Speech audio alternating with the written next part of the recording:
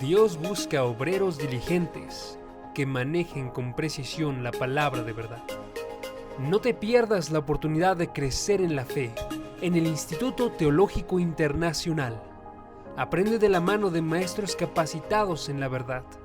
Inicio de clases, Campus Querétaro, 15 de enero.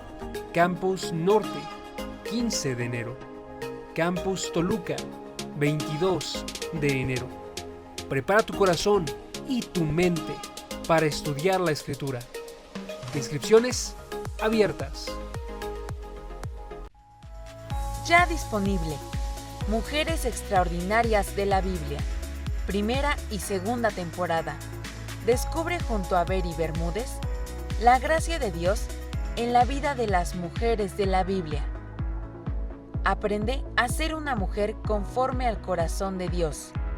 En la vida de mujeres como Esther, mujer de influencia; Priscila, colaboradora con Cristo; Raquel, Dios acordó de ella, y más. 40 conferencias en formato USB por Beri Bermúdez.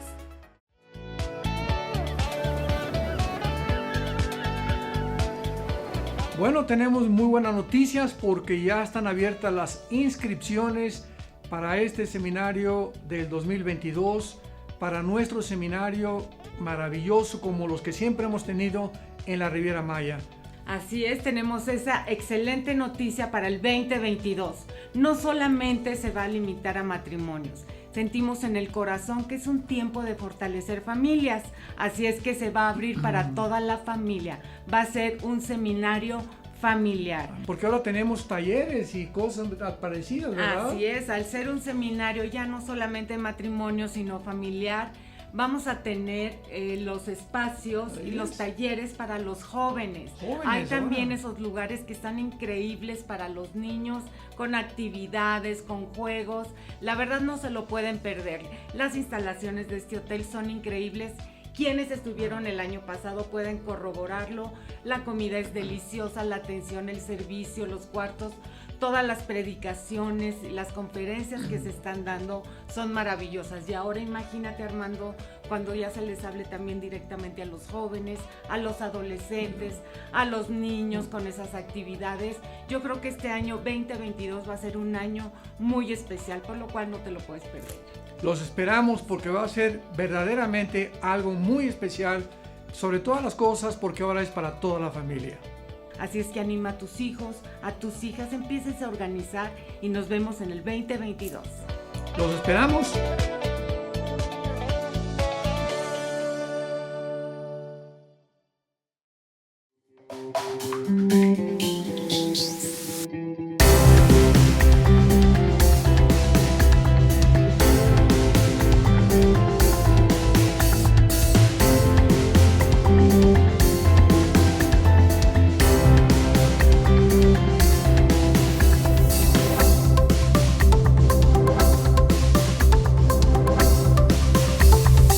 Muy bien, pues me da mucho gusto anunciarles a ustedes que vamos a iniciar hoy esta nueva serie titulada Las Iglesias del Apocalipsis.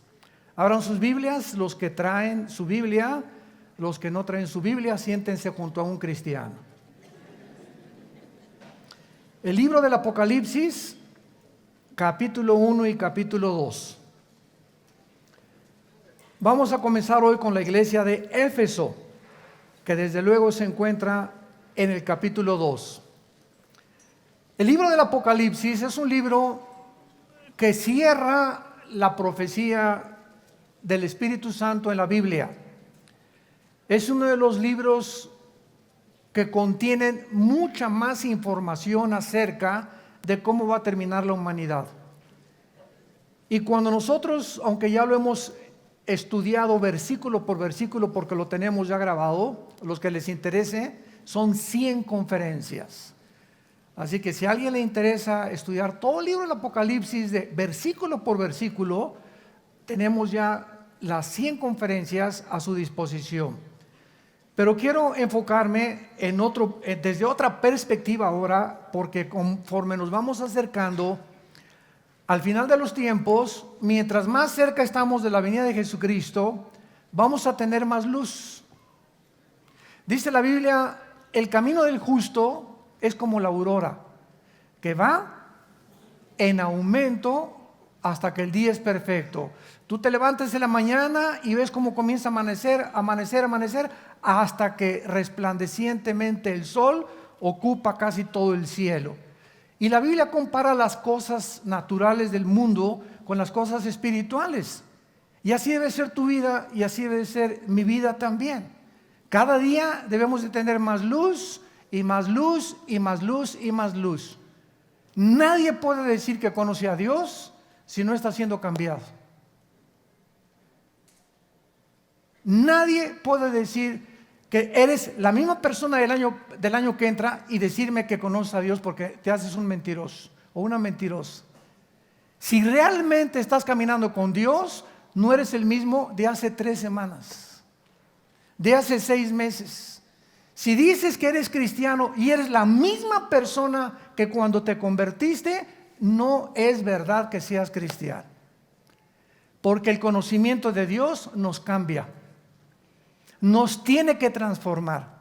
Y si no estamos siendo transformados y cambiados de gloria en gloria en gloria, y no estamos cada vez siendo mejores esposos, mejores esposas, mejores hijos, mejores ciudadanos, etcétera, etcétera, mejores cristianos, no estamos creciendo, estamos estancados completamente.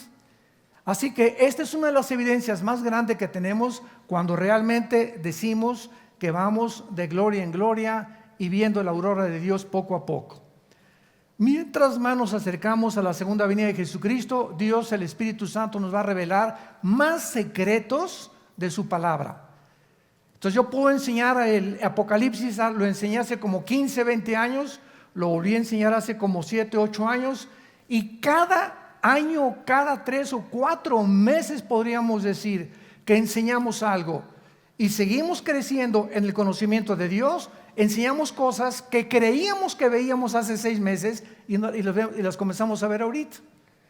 Yo recuerdo cuando el misionero que nos dio a Cristo, a mi hermano y a mí, nos dijo, lean el Evangelio de Juan, y así comenzamos con el Evangelio de Juan.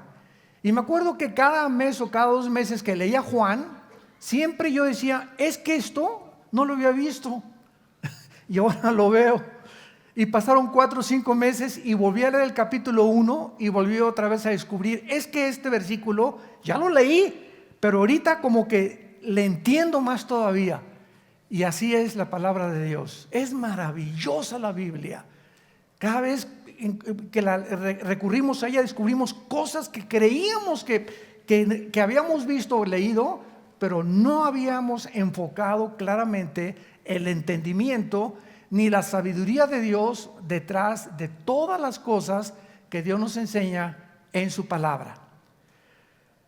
El libro de Apocalipsis fue escrito 90 años después del primer siglo, o durante los primeros 90 años del primer siglo, por el apóstol Juan, cuando él se encontraba exiliado en la isla de Patmos, que es una isla que se encuentra geográficamente junto a Grecia, junto al mar Egeo. Cuando vayan ustedes a visitar Grecia o Italia en algún viaje, o a Israel, vayan ustedes a la isla de Éfeso, y ahí está todavía la tumba donde se supone que murió Juan y donde recibió esta visión de Dios. Y este libro del Apocalipsis, en el versículo 19 del capítulo 1, vemos que el Espíritu Santo lo divide de 3 maneras. El Apocalipsis está dividido de 3 maneras. Y le dice Cristo a Juan, escribe las cosas que has visto, tiempo presente, que se encuentran en el capítulo 1.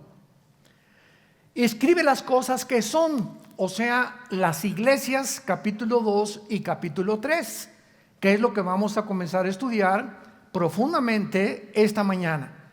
Y en tercer lugar, y las que han de ser después de ¿qué cosa?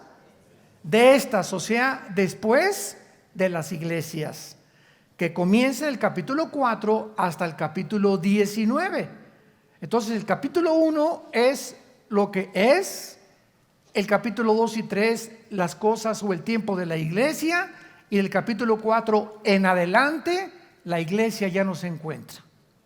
Y así comienza el capítulo 4, versículo 1. Oí una voz que me dijo, sube acá. Y vemos que es un tipo del arrebatamiento de la iglesia.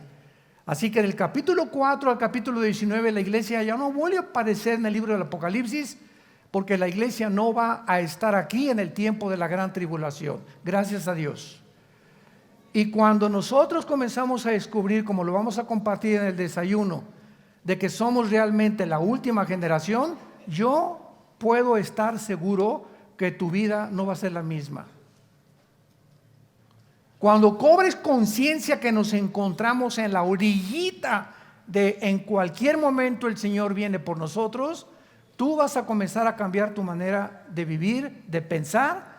Vas a tener que arreglar las cosas que tienes que arreglar lo más rápido posible para que seas digno de ser arrebatado. Y no creas que cuando oigas que millones de personas desaparecieron en el mundo, te quedes aquí y tu esposa ya no está aquí, o tu esposo, o tus papás, o tus hijos. Llegas a la iglesia y aquí ni pastores, ni casi no hay nadie de gente, y digas, fue verdad, ¿qué harías? ¿Qué harías? ¿Caerías llorando en el suelo aquí en medio de un pasillo en la iglesia a la que tú pertenezcas, jalándote los pelos y diciendo, Dios mío, pero ¿por qué no tomé en serio a Dios?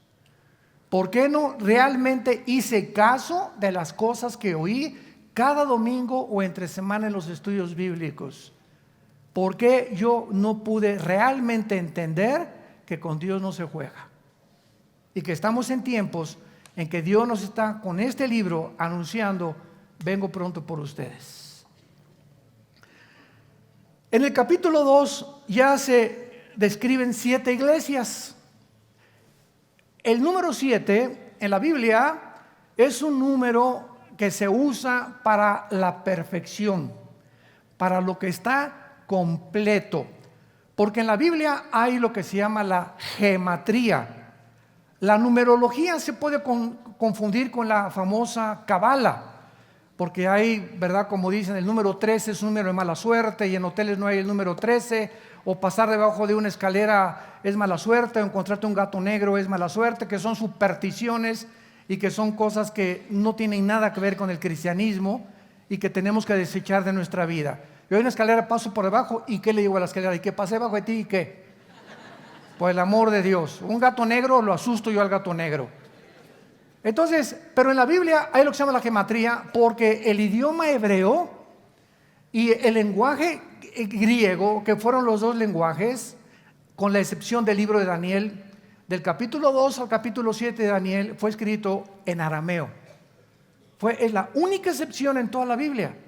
Pero todo el Antiguo Testamento fue escrito en hebreo y en griego el Nuevo Testamento. Entonces, el lenguaje hebreo tiene en cada letra un símbolo numérico. Por ejemplo, cuando venimos al lenguaje de griego, sabemos que la B es el 5, la X el 10, 2X 20, una X un palito y una X 19. ¿De dónde salían esos símbolos que le llamamos romanos? Precisamente del griego koiné, que fue la cultura helénica que absorbió completamente toda la cultura que había en el Medio Oriente. Los romanos la absorbieron también y comenzaron a desarrollar el griego como uno de los lenguajes que establecieron el mundo romano hace aproximadamente 20 siglos. Entonces, cuando venimos a la Biblia, el número 1 representa la unidad. Dice la Biblia, en un matrimonio tú y tu esposa no son dos. Son dos físicamente, pero espiritualmente son uno delante de mí. Dice Cristo en Juan 17, para que todos seamos uno. ¿Pero cómo? Hoy somos miles o millones de cristianos. A los ojos de Dios, la iglesia es una. Visiblemente somos muchas, pero una es la iglesia universal. Entonces hay la iglesia universal invisible, que es la verdadera, y la iglesia visible, que es la que está en todas las iglesias del mundo entero, mezclada con cazacuatas, coralillos, cascabeles, lobos, alacranes. La iglesia visible, donde tú y yo estamos ahorita en esta mañana, estamos mezclados aquí. No todos los que estamos aquí somos cristianos. ni todos los que estamos aquí en esta mañana y en cualquier iglesia del mundo no es una iglesia pura. Siempre la iglesia visible crecerá mezclada con la cizaña. Siempre habrá cizaña en medio de nosotros. Pero la iglesia universal, la que es una delante de Dios, fue la que fue bautizada con el Espíritu Santo en el cuerpo de Cristo, al cual pertenecemos cuando nos identificamos con Él y le recibimos como Señor y como Salvador. El número 2 en la Biblia representa el testimonio. Cristo mandaba de 2 en 2 a sus discípulos a testificar. Y esto era para protegerse. Por ejemplo, hace muchos años había un gran predicador, David Wilkerson, que se acaba de matar hace un año más o menos, ahí en Texas precisamente. Y yo recuerdo que él dejó todo lo que era la atención, la televisión, etcétera, etcétera, y se fue a fundar en Nueva York una organización llamada en inglés Teen Challenge, desafío a la juventud o reto a la juventud. Él se hizo famoso porque él sacó de Nueva York, del Bronx de Nueva York, a un muchacho llamado, que comenzó era el jefe de los Mau Mau, y era uno de los muchachos más drogadictos y de los peores que había, y entonces sacó un libro que se llamó El filo de la navaja. Pero cuando comenzaron a ganar los drogadictos, comenzaron también a ganar a las prostitutas. Y entonces David Wilkerson rentó una camioneta y les prohibió a todos los cristianos que iban a testificar a las prostitutas de Nueva York que fueran solos. Entonces, ¿por qué? Porque si iba un cristiano solo a hablar con una prostituta, la carne, aguas, cuidado, no te confíes. Tú tratas de testificar, por eso a los pastores yo les aconsejo, nunca un pastor le dé un testimonio o un consejo a una mujer joven. A las viejitas está bien. ¿Por qué? Porque estamos arriesgando una relación sentimental que nos gana la carne y el diablo. Entonces Dios dijo, vayan de 2 en 2. Entonces David Wilkerson comenzó a hacer eso, a obedecer a Dios y ver la sabiduría de Dios. Entonces bajaban a testificar de parejas, vendían 2 o 4 o 2, 3 parejas, y es mucho más difícil. Las subieron a una camioneta a las prostitutas que aceptaban ser rehabilitadas, pero ya iban con 2 o 3 matrimonios. ¿Ven? Porque fue la técnica en la que Él les dijo, nunca se bajen a testificarle a nadie ni a ninguna persona solos. ¿Qué dice Judas? Antes del Apocalipsis está el libro de Judas. Y dice la Biblia en el versículo 23, a otros salven arrebatándolos del fuego, de otros tengan misericordia con amor, aborreciendo aún la ropa contaminada por su carne. O sea, dice la Biblia, no te acerques a cualquier persona a hablarle de Cristo si tú no estás bien fuerte en el Señor. Principalmente a los que son drogadictos o homosexuales o lesbianas o prostitutas, ¿verdad? ¿Por qué? Porque necesitas mucha fuerza interior, y si lo haces, trae un compañero o a tu esposa o alguien contigo. No confiemos en nuestra carne, como dice Filipenses capítulo 3. El número 3 en la Biblia significa la Trinidad. El Padre, el Hijo y el Espíritu Santo. Por eso Apocalipsis termina Satanás tratando de imitar la Trinidad. Acuérdense que en Isaías 14, del 12 al 14, Satanás dijo, quiero ser como Dios, alcanzar el trono de Dios. ¿Y cuál es el número de Satanás? El 6, 3, la Trinidad. Y el 6, ¿a quién le pertenece? Al ser humano, porque en el 6º día fuimos creados. Entonces, cuando la Biblia dice que el número del anticristo va a ser el 666, vemos el número del hombre elevado a Dios. ¿Me están siguiendo? El hombre elevado a Dios, que fue la mentira que le dijo Satanás a Eva, serás como Dios, serán como dioses. El número 5 es el número de la gracia. Es el número de la gracia, el número 5. El número 6 es el número del hombre, el número 7 es el número perfecto. Ahora vean esto con cuidado. El número 6 en la Biblia es el número del ser humano. Y el ser humano con Cristo, ¿a dónde subimos? ¿A dónde? Camino a la perfección. para estar completos. Un ser humano sin Cristo es un ser humano imperfecto. Es un ser humano que no conoce las cosas de Dios, no está consciente del mundo espiritual. Lo único que ve en el mundo es sexo, placeres, dinero, poder, popularidad. Es lo único que llena su mente y se muere a los 50, 60, 70 años de edad. Nunca conoció la luz. Nunca supo qué era la razón por la cual él había nacido. Nunca va a poder realmente, nació en tinieblas, vivió en tinieblas y morirá en tinieblas. Entonces, qué interesante que aquí en Apocalipsis encontramos en el capítulo 1, que dice la Biblia, hablando de los candeleros, versículo 13 del capítulo 1, vi en medio de los 7 candeleros, 7 candeleros. Apocalipsis 1:13. A uno semejante al Hijo del Hombre. Cuando Juan se aparece de repente enfrente de Jesús, Jesús se encuentra detrás de 7 candeleros. 1, 2, 3, 4, 5, 6, 7 candeleros. Y Jesús en medio de los 7 candeleros. Y dice en el versículo 20 el misterio de estos candeleros. Nosotros usamos el símbolo del candelero, o se llama el menorá en el hebreo, para nuestra organización. Vía No para el Mundo tiene como símbolo, ¿qué cosa? Un menorá. Y si tú no sabías por qué, ahorita lo vas a saber. Dice el versículo 20, el misterio de las 7 estrellas que tenía en la mano derecha Cristo y de los 7 candeleros de oro. Las 7 estrellas son los ángeles de las 7 iglesias y los 7 candeleros que has visto, ¿qué cosa representan? La iglesia. Un candelero, ¿cuántas ramitas tiene? ¿Cuál es el número del hombre? Ok, pongan atención. El candelero tiene 7 ramitas, ¿ok?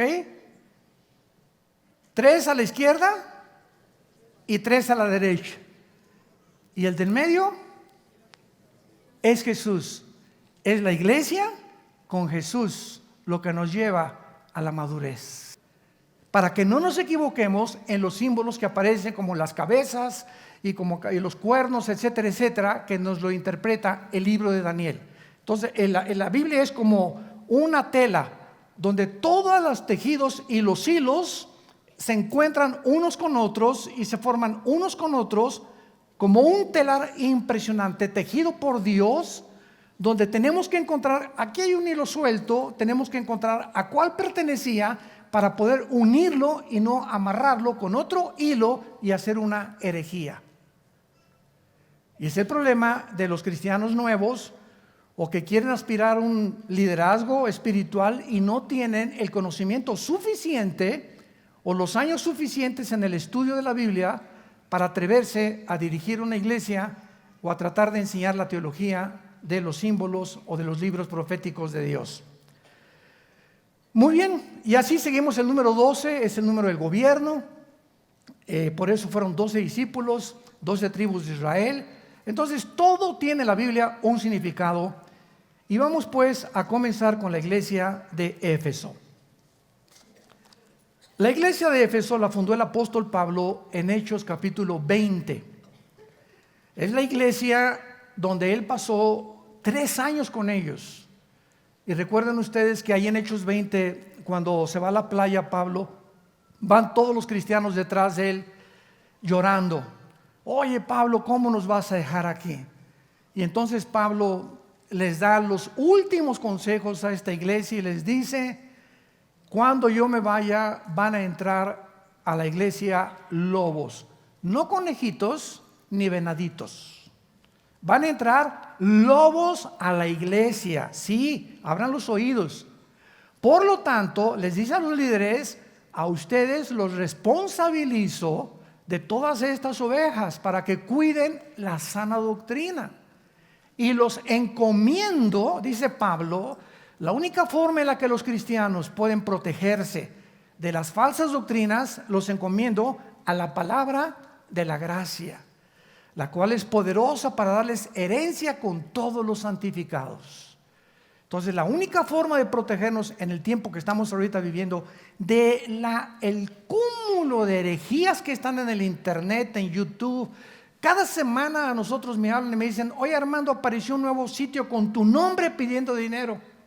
Virgen de la Macarena. Por lo menos 2, 3 veces al mes que hay un Facebook, y no nos cansamos de decirles: por favor, cuando vengan al Facebook, vean la página oficial que tenemos. Pero no se imaginan la cantidad de piratería que existe. Esta es una semana, encontramos un Facebook que están pidiendo en mi nombre dinero, imagínense nada más. Y ahí van los cristianos y mandan sus ofrendas y se las estás mandando, ¿verdad? Ya sabes a quién, a los hijos de Moloco.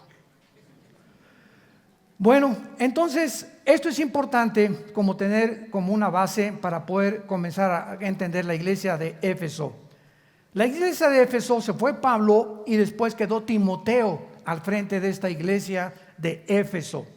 Así que cuando Juan escribe esta carta, tenía 90 años de edad ya el apóstol Juan. Ya había habido 3 pastores, también estuvo Apolos y Aquila, mucho tiempo en Éfeso. Ya había habido pastores, Pablo, Timoteo, habían tenido muy buenos pastores para que fuera una iglesia ardiente en el Señor. Pero vamos a descubrir en esta iglesia, que es la primera que nos describe el Espíritu Santo, verdades profundísimas que nos hablan de cómo es realmente el servicio a Dios. Porque de las 7 iglesias que se mencionan en el capítulo 2 y 3 de Apocalipsis, 5 son llamadas a que se arrepientan. 5 iglesias de las 7, Dios les dice: arrepiéntanse. La pregunta es: ¿por qué? ¿Cómo que arrepiéntanse? ¿Qué tan mal estaban? Es un símbolo profético que el Espíritu Santo nos muestra. Como dijo Jesucristo: cuando venga el Hijo del Hombre, ¿hallará fe? ¿Cómo es la condición de la iglesia cuando venga Jesucristo? Exactamente como lo vamos a ver en la última iglesia, que es la de Laodicea, que es la iglesia mundana, herética y llena de barbaridades. Escribe el ángel en la iglesia de Éfeso, capítulo 2 de Apocalipsis, versículo 1. El que tiene las 7 estrellas en su diestra, el que anda en medio de los 7 candeleros, dice esto. Vamos a comenzar rápidamente. Cuando hablamos que la carta se les manda a ángeles, no son a ángeles espirituales. Porque ¿cómo lo sabemos que este ángel no es un ángel, sino es un líder de la iglesia? Vamos a ver algunos pasajes. Por ejemplo, rápidamente, Mateo capítulo 1, versículo 10. Y veamos que la palabra angelos en el griego se usa continuamente en la Biblia del Nuevo Testamento para describir a los mensajeros humanos de Dios. Mateo dice aquí en la Biblia 11, versículo 10, claramente la palabra que se menciona aquí es la palabra angelos en el griego. Porque este es de quien está escrito: he aquí yo envío aquí no se tradujo ángel, es la palabra angelos en el griego, mi mensajero, que está hablando de Juan el Bautista. Vean otro ejemplo en Lucas capítulo 7, versículo 24 y 27. Cuando se fueron los angelos, y no se tradujo ángeles, se tradujo mensajeros, porque literalmente la palabra ángel significa eso, mensajero. Cuando se fueron los mensajeros de Juan, comenzó a decir Juan a la gente, etcétera, etcétera. Y el versículo 27, este es de quien está escrito: he aquí yo envío mi mensajero delante de su faz. Entonces vemos que en el Nuevo Testamento la palabra angelos se traduce muchas veces mensajero humano, y aquí en el Apocalipsis no puede ser mensajero celestial, porque Dios en Primera de Pedro capítulo 5, Dios le dice a Pedro que los líderes de la iglesia son los mensajeros, los pastores responsables que deben alimentar al rebaño de Dios, no por ganancia deshonesta, no de una forma forzada, sino voluntariamente. Y el príncipe de los pastores algún día le dará a los líderes de las iglesias y a los pastores que fueron fieles hasta la muerte la recompensa de la vida eterna. Y no solamente eso, sino que también las coronas que pueden pertenecerles a este tipo de personas. Muy bien, entonces este mensaje es enviado a los líderes de las iglesias, pero también a los individuos de las iglesias, porque la aplicación tiene 2 o 3 formas de principio espiritual. Número 2, Éfeso era una iglesia que era en un puerto llena de maldad, de paganismo, porque tenían a la diosa Artemisa, diosa de los efesios o Diana de los efesios. Era el templo dedicado a esta diosa y se consideró una de las maravillas del mundo. También tenían templos en Roma a los emperadores Adriano y Severo. Abundaba Éfeso, este puerto, en las supersticiones, brujerías, astrología, hechicería. Por todos lados vendían amuletos, como los que se están vendiendo ahora a las cristianas. Te vendo este pañuelito ungido para que lo pongas en tu cojín y te acuestes y se te vaya tu dolor de cabeza. Y te vendo este aceitito de Jerusalén para que te lo untes y lo untes en tu casa. El aceite con el que cocina mi esposa está igual de ungido que ese que me están vendiendo. Por el amor de Dios, son amuletos.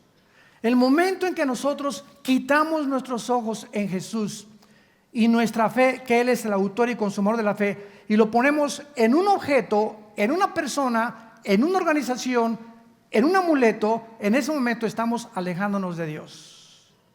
Estamos apostatando. Porque nuestra fe no está en un amuleto. Si yo tengo un amuleto, si tengo ese aceite, mi fe, mi confianza está en el Dios todopoderoso que habita dentro de mí y con el cual tengo comunión todos los días. De otra forma, nos comenzamos a alejar completamente del Señor. Y vengan a esta iglesia que está cayendo polvito de oro del techo. Dios mío santo, Jesús, María y José y el burrito que los acompaña. Y de repente pues se descubrió que uno de los ahí pusieron los ventiladores. ¿Cómo se llama esa brillantina? ¿Cómo se llama lambrina? ¿Cómo se llama? Diamantina. Hágame el favor nada más. Como yo le dije una vez a un hermano, mira que el polvito que cayó en la iglesia, con cualquier joyero llévaselo cabeza de... Que él te diga si es diamantina o si es oro, por el amor de Dios. Es que el hermano le soldó con una cosa de oro Dios y le tapó la muela de oro. ¿Y por qué no le puso una nueva? Dios no trabaja así. Dios trabaja completo en todo lo que Él hace. Entonces estamos en un tiempo, hermanos, en el que de veras, como les dije al principio, tenemos que ya levantar los ojos y tomar en serio a Dios y tomar en cuenta su palabra. Entonces, esta iglesia estaba edificada en un puerto, como lo acabamos de ver, donde a Pablo lo apedrearon. Vayan ustedes a Hechos capítulo 20, porque comenzó a perjudicar el negocio de la venta de amuletos. Y casi lo matan a pedradas, si no es que lo rescatan de Éfeso. Ahora, muy bien, observamos varias cosas en el versículo 1. Dice Jesucristo y se identifica como el que tiene las estrellas en su diestra. Los líderes de las iglesias no son colocados por institutos bíblicos ni por seminarios teológicos. Los líderes de las iglesias son llamados y son escogidos por Dios. Yo no estoy diciendo que no te prepares, porque un seminario teológico no se debe preparar e instituto bíblico.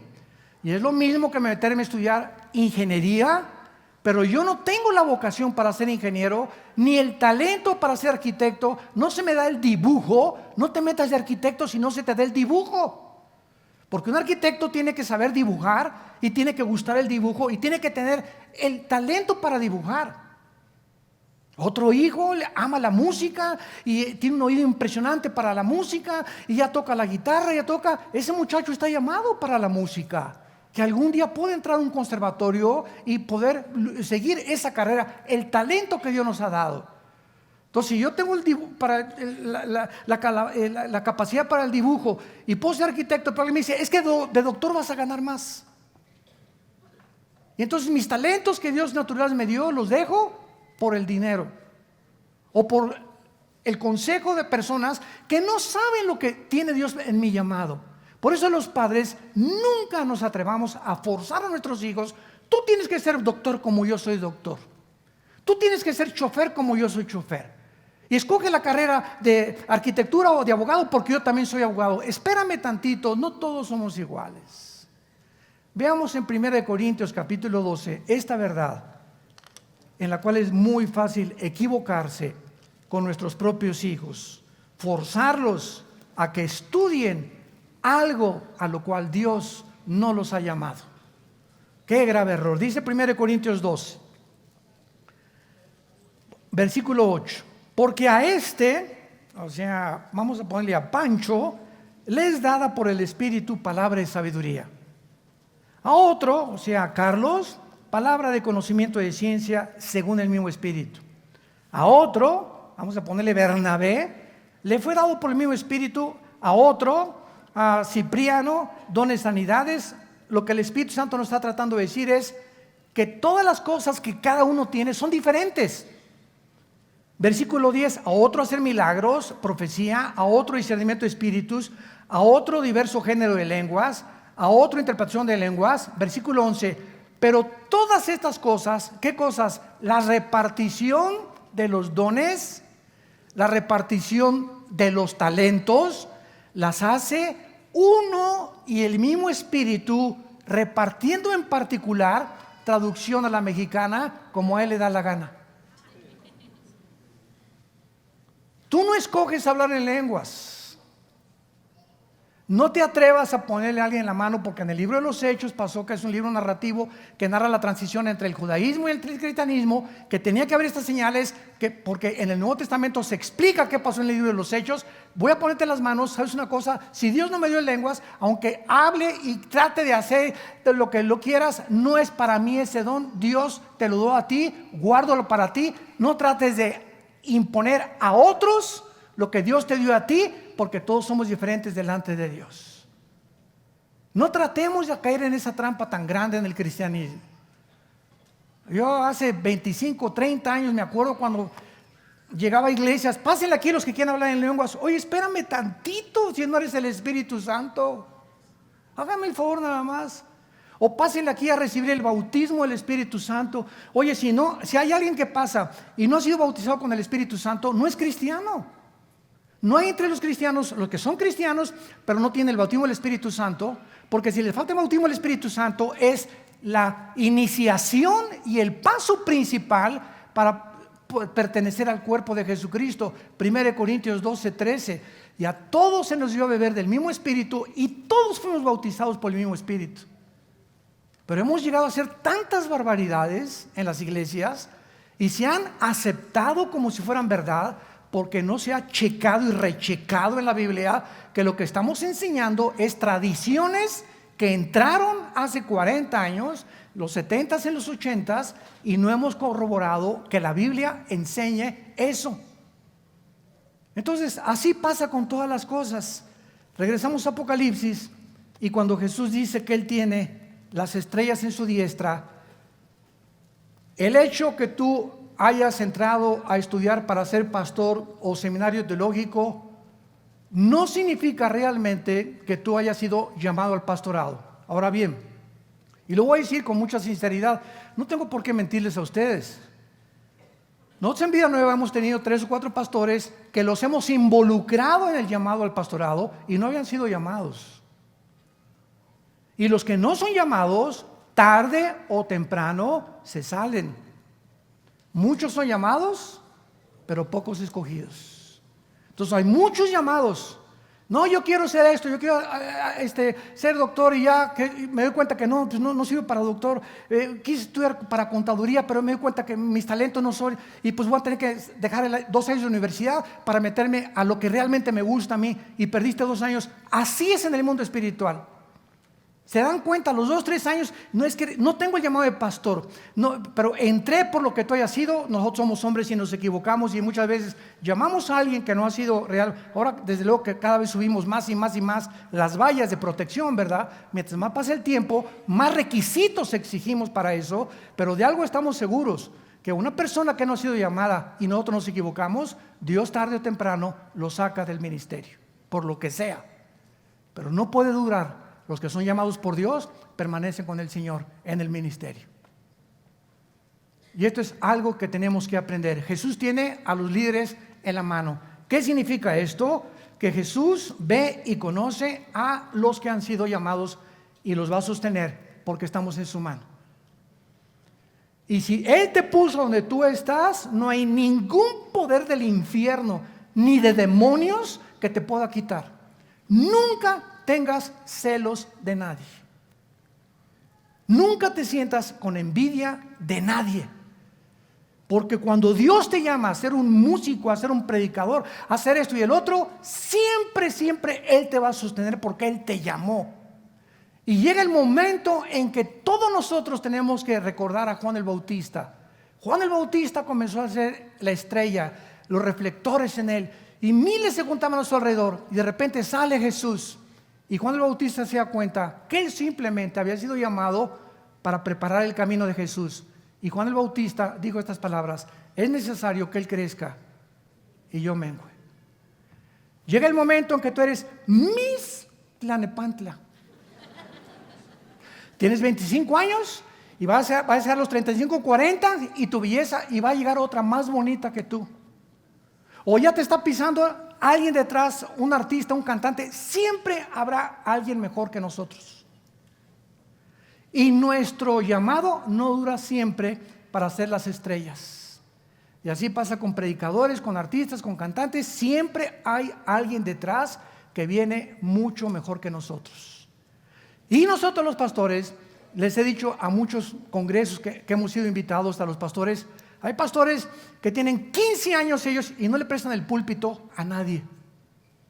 No entrenan a nadie por el celo o la envidia que les van a quitar y van a ser más famosos que ellos. Y nosotros tenemos ya 40 años de ministerio.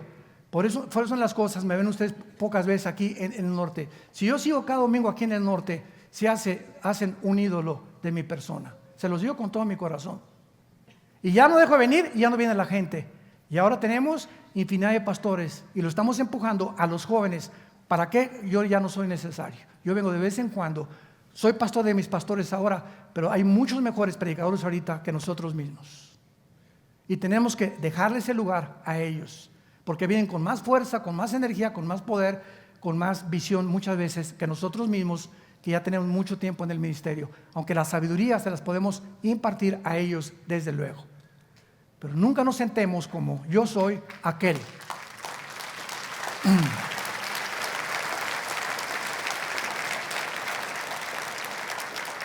Estamos para empujar a los jóvenes, para promover a los jóvenes, para empujarlos. Súbete, tú puedes. Y cada vez nosotros irnos menos y menos y menos y menos, si queremos seguir a Jesús. Y en segundo lugar, ¿verdad? Esto que hablamos, Jesús, cuando dice yo tengo las 7 estrellas, nos está diciendo que Él no tiene preferencia por ninguna denominación, porque no hay barreras en el cuerpo de Cristo. En el cristianismo hay nazarenos, presbiterianos, bautistas, pentecostales, carismáticos. Cuando nos preguntan, ¿y ustedes qué denominación son en Vida Nueva? No tenemos ninguna denominación, somos una organización cristiana evangélica, porque la palabra evangélica se adoptó desde 1940-45 en Suiza, cuando se hizo la votación para determinar quiénes eran los cristianos evangélicos, a diferencia de los mormones, a diferencia de los testigos de Jehová, a diferencia de los adventistas, que ya no forman parte del cristianismo, sino de grupos sectarios. ¿Por qué se llaman sectarios? Porque estos grupos que acabo de mencionar no creen que Jesús es Dios, creen que la salvación es por las obras, los cuales los hace inmediatamente apartados del evangelio puro de la gracia de Jesucristo. En el libro de Gálatas 1, capítulo 1, versículos 6 al 8, cualquiera que predique otro evangelio que no sea este, no es el evangelio que Cristo nos enseñó. Entonces no importa si es presbiteriano, eres mi hermano, nazareno eres mi hermano, amistad cristiana eres mi hermano, bautista eres mi hermano. Pues los bautistas le ponen más énfasis a alguna cosa, al evangelismo. Los presbiterianos tienen la iglesia, la teología de la reforma. ¿Qué significa esto? Que ellos creen que Israel ya no forma parte del plan de Dios. Los dispensacionalistas, dispensacionalismo al cual nosotros pertenecemos, es la teología que enseña que Israel, Dios no ha acabado con ellos, que viene otra vez en la tribulación a terminar el plan con ellos, y la semana 70 de Daniel. Los pentecostales le ponen énfasis increíble a las lenguas, ¿verdad? Y se tiran al suelo y lloran, etcétera, etcétera. Cada quien en la forma en la que se expresan en la alabanza. Otros gritan, otros se jalan los pelos, otros comienzan a temblar así como alambres eléctricos. Hay muchas formas de expresarnos de unas cosas, pero lo que no hay que olvidar es que todos ellos son nuestros hermanos. Nunca, nunca hablar ni creernos nosotros superiores a nadie, porque no lo somos. Estamos en Cristo. Entonces, mi hermano pentecostal los amo y me invitan a predicar y no me meto mucho en lo que ellos no quieren que yo predique. Voy con el bautista, ¿verdad? Con el presbiteriano, y somos hermanos, ante todo el amor. Tú puedes ser un gran teólogo y ser un fariseo, porque cuando hay un conocimiento sin amor, envanece. El amor edifica. Y Dios anhela que seamos uno. No importa el nombre que tengamos, mientras creamos que la salvación es por la gracia y no por las obras, por la sangre de Cristo, que Él resucitó, que viene pronto. Eres mi hermano.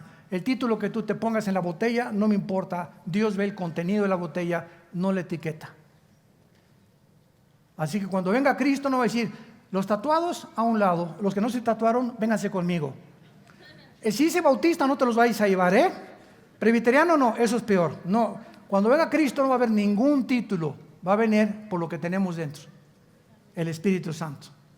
Y si tienes al Espíritu Santo, llámate como te llames, eres mi hermano en Cristo, te necesito, tú me necesitas a mí, y necesitamos caminar juntos de la mano, siempre prevaleciendo el amor, el compañerismo y la fidelidad de unos con otros, para que seamos llamados hijos e hijas del Dios Altísimo. Amén. A continuación vemos también lo más importante de este mensaje. Versículo 2: yo conozco tus obras. O sea, Jesús conoce desde hoy en la mañana cuántos cafés te tomaste, qué música escuchaste, qué hiciste después de lavarte los dientes. Nos conoce, lee el Salmo 139, pero como haz de cuenta que estamos monitoreados las 24 horas, Dios sabe todo lo que pensamos, dijimos e hacemos todos los días de nuestra vida. Yo conozco tus obras, y se los dice a todas las iglesias, y tu arduo trabajo y paciencia, y que no puedes soportar a los malos, y has probado a los que se dicen ser apóstoles y no lo son, y los has hallado mentirosos, y has sufrido y has tenido paciencia y has trabajado arduamente por amor de mi nombre y no has desmayado. Vean todas las cosas buenas ante nuestros ojos que Dios y Cristo reconoce. Nada de estas cosas son malas. Pero de repente Jesús les dice: todas estas cosas que hiciste son muy buenas y las reconozco. Pero ¿sabes una cosa? Las echaste a perder porque perdiste tu comunión conmigo. Tengo contra ti que has perdido tu primer amor. En otras palabras, podemos hacer todas estas cosas que acaba de mencionar Jesucristo sin que realmente tengamos una comunión con Él. Esto es increíble. ¿De qué forma tan increíble es la carne consagrada?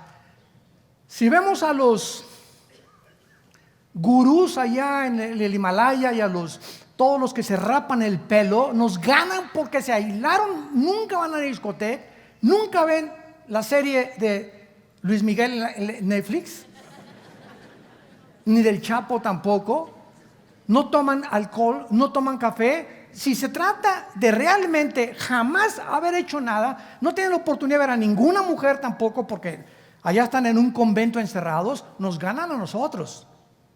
Los mormones ni café toman, nos ganan también, ni café toman. Los que se encierran en los conventos, ahí están guardados, no van a discoteca, no van a ningún lado, nos ganan a todos los cristianos. Porque si se trata de ver, cuando venga Jesús, qué obras hicimos, ellos están completamente arriba de nosotros. Sin embargo, ¿cuál es la diferencia? La diferencia está en que tú puedes hacer todas estas cosas, encerrarte en un convento, irte a los Himalayas, hacer buenas obras ya siendo cristiano en la energía de la carne y no en la energía del Espíritu. Todo esto lo hiciste como fruto tuyo porque tú lo puedes hacer. Vuelvo a repetir, es increíble la religiosidad que ya traemos nosotros en la naturaleza humana. Sin que el Espíritu Santo tenga nada que ver, puedo repartir folletos, puedo repartir volantes, puedo barrer la iglesia, puedo decir que soy celoso de Cristo y puedo tener celo de la doctrina, etcétera, etcétera, en el poder de mi carne. Increíble. Y con la visión de rayos X que tiene Jesucristo, les dice, todas estas cosas ustedes las hicieron porque han comido del árbol de la ciencia del bien y del mal. ¿Se acuerdan de Génesis capítulo 2? Eva y Adán, vamos entendiendo cada vez la Biblia, no coman de ese árbol. Es el árbol del mal, ¿verdad? Óyeme bien, Adán. Ese árbol es del bien. ¿Del bien? ¿Sí? Tof es la palabra hebrea. Ra, la palabra para mal, R-A, ra. Tof y ra, el bien y el mal, están en un fruto. Y si tú comes de ese fruto, tú vas a comenzar a decidir por ti mismo, Adán y Eva, qué es bueno y qué es malo. Y yo no quiero que ustedes decidan lo que es bueno y qué es malo, porque yo soy el legislador de la moral. Yo soy el que doy los mandamientos, yo soy el que decido lo que es bueno y lo que es malo. No a los ojos de ustedes, ni de la psiquiatría, ni de la arqueología, ni de la antropología, ni de la psicología, ni de nadie. Ningún ser humano puede decir para qué sirve el sexo más que Dios. ¿Cuándo debe ser usado el sexo más que Dios? ¿Qué es el matrimonio más que Dios? ¿Qué es la familia más que Dios? Todos los demás son charlatanes, porque Él es la autoridad y Él lo estableció en su palabra. Entonces, cuando tú haces muchas cosas buenas o son buenas, se echan a perder porque el fruto dentro de ti no era tu amor con Cristo todos los días. Y dice Gálatas capítulo 5, el fruto, ¿qué dice a continuación? ¿De quién es el fruto? No es de nosotros. El fruto que producimos, amor, gozo, paz, paciencia, tiene que ser el resultado de mi comunión diaria, abrazado a la vid, chupando lo que Dios me da a través de su palabra. Y ya que todas las mañanas tengo mi devocional con Cristo y mi relación con Cristo, y entiendo que eso es el cristianismo, mi comunión diaria con Él, lo que yo haga será el fruto de mi comunión en la mañana con Él. Pero si dejo de tener comunión con Jesús 1 o 2 semanas y hago muchas cosas buenas, se echan a perder porque no son del Espíritu. ¿Me van siguiendo? Tenemos que aprender a diferenciar. Dios ve los motivos.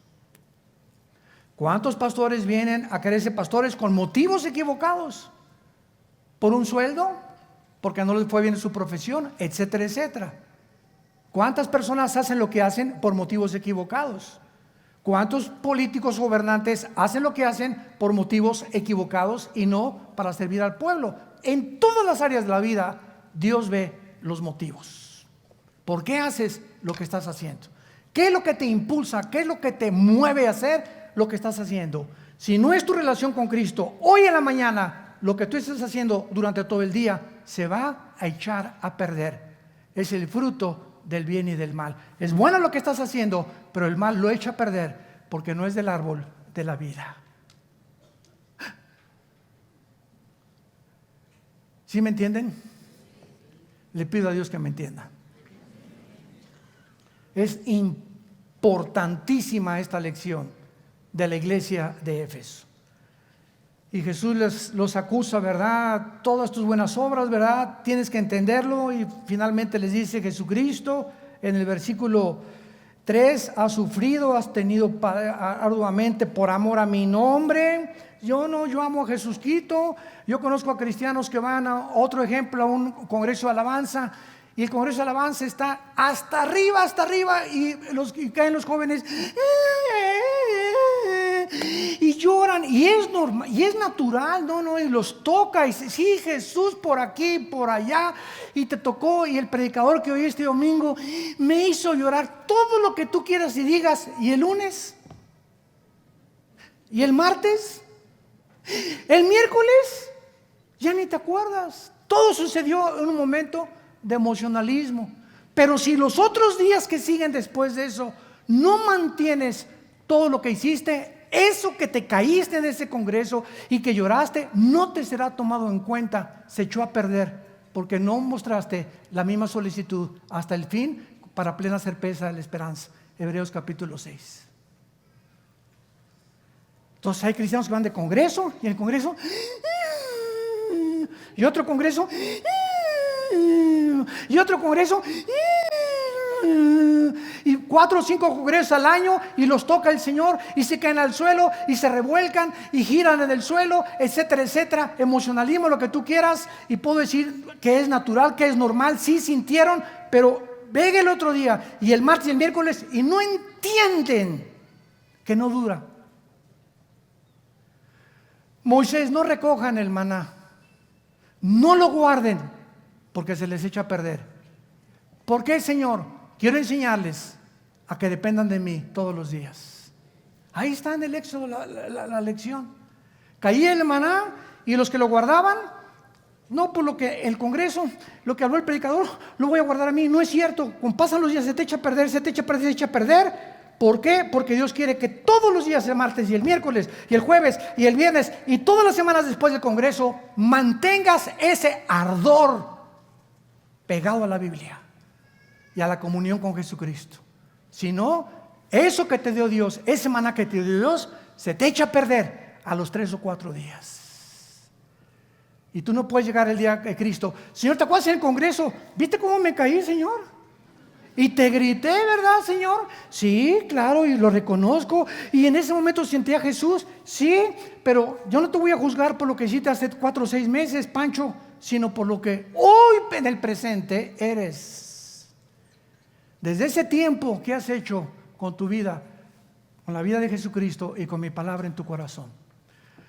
Padre, te damos gracias en esta mañana por tu palabra.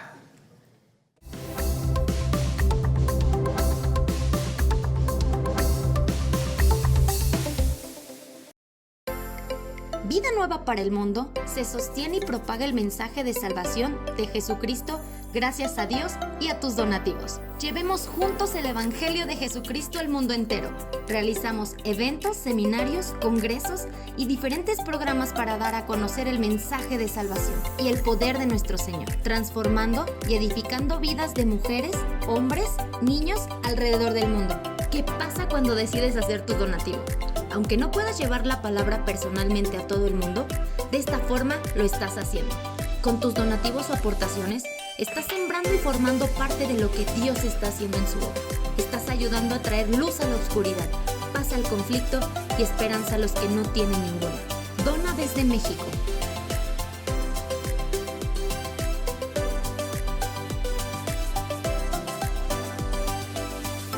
Dona desde Estados Unidos.